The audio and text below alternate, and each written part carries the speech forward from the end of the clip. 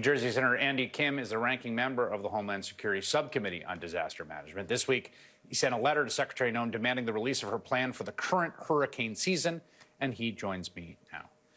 Senator, I want to start with you on that last clip from the Secretary, which is in line with something that the President has articulated. It is a fundamental redirection here. They want to essentially get rid of FEMA and just take the federal government out of disaster response. What do you think of that idea?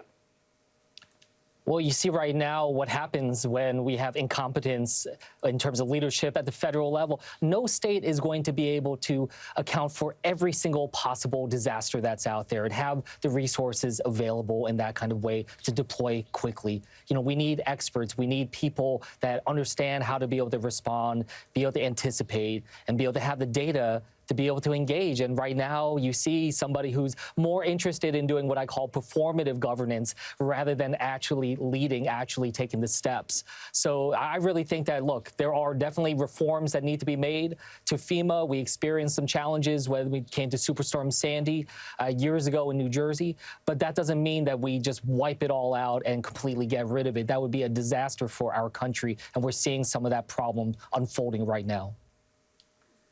I got to say, I've covered a lot of natural disasters through the years, Superstorm Sandy being one, and hurricanes and droughts and things like that.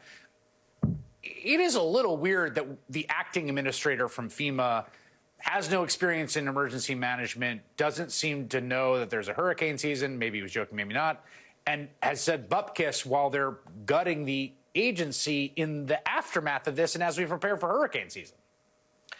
Yeah, and also, where is he right now? Like, has anyone actually seen him since this disaster in Texas? I mean, you know, we have a completely absent FEMA acting administrator, and he was not joking that he didn't know when hurricane season was. And actually, when I was doing a nomination hearing of another senior leader of DHS, I asked them, when is hurricane season? They didn't know what timetable was. And look, as we're getting into it, I mean, NOAA, our own National Weather Service, is saying that we could expect upwards of 19 named tropical storms, including upwards of 5 Category 3, 4, and 5 hurricanes.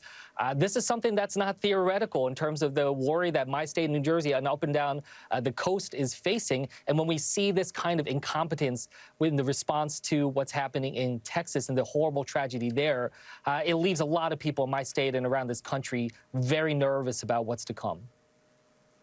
You know, this policy they'd announced, which I think anyone, you don't even have to be in government, have to understand, like, the bottleneck you're going to create if the one person at the top has to approve grants at this very small level when you're talking about the budget of the agency. I want to read from the letter you wrote about your concerns about this policy as it relates to hurricane season. You say the reports of FEMA's incomplete hurricane season plan on the cusp of the start of the hurricane season and the slowness in providing the plan to the committee are unsettling.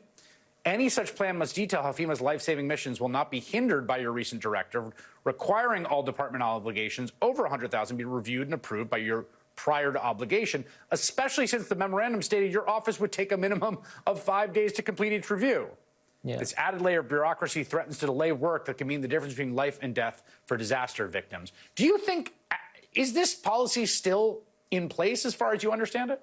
As far as I understand it, which is one of the stupidest decisions and policies I've ever heard of, especially when it comes to disaster response. And for an administration that tries to talk about red tape, they are adding red tape here. They are adding bureaucracy. They're making it harder for us to be able to deploy and be able to get resources out. And that's the most serious when it comes to responding to disasters. So, yes, I'm very concerned that if a hurricane hits, certainly if it hits my state in New Jersey, are we going to have to be begging Kristi Noem to be able to get off Instagram to be able to actually go and do her job of trying to approve resources that our state and our country needs so badly.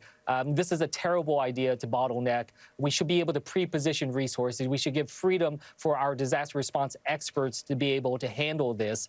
You know, that is why we have this organization. And especially the minimum 5-day notice that it's going to take for them to be able to approve these, you know, that just shows how it's slowing everything down.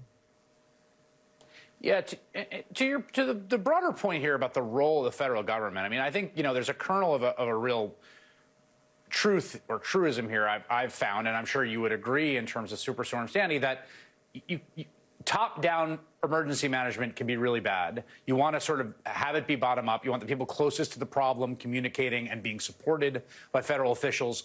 That doesn't always happen, and often it can be a real problem. That said, I mean, we're looking at these images of Kerr County, right? We're talking about a flood that's killed 170 people so far. This is still a relatively limited geographical area. Like, the idea that a state is going to handle a Category 5 hurricane that hits 4 or 5 states just seems insane on its face, but that's the current position of the administration. Yeah, absolutely. I mean, it makes zero sense to me. Again, there are legitimate reforms to be made, and that's something I've tried to engage this administration on. But they have put together this task force review. They're continuing to barrel down this path of eliminating FEMA. And I know my state, I mean, we have good experts in our state, but there are a lot of different types of disasters that we could experience. And my state also has to, had to respond to 9/11, let alone all these hurricanes and other challenges that are out there. There's no way that you can have all 50 states be prepared for everything at every time, especially when often these disasters strike multiple states simultaneously. And during the pandemic, literally a 50-state emergency simultaneously. We need to make sure that there's a backstop, a baseline of support that our country has. And that's what I'm going to continue to fight for. And I hope the American people have their voices raised too in the aftermath of this, that we demand to be able to get rid of this $100,000 cap for review for Kristi Noem. That should just go away. And I call on her to get rid of that stupid policy. And I hope that we can find a way to be able to find real reforms to FEMA instead of gutting it. Yeah, I mean, it doesn't seem to me particularly ideological, to be totally honest. Like, where are you coming out of this? It's a sort of more technical and practical set of questions. Senator Andy Kim of New Jersey, thank you very much. I appreciate it. Thank you.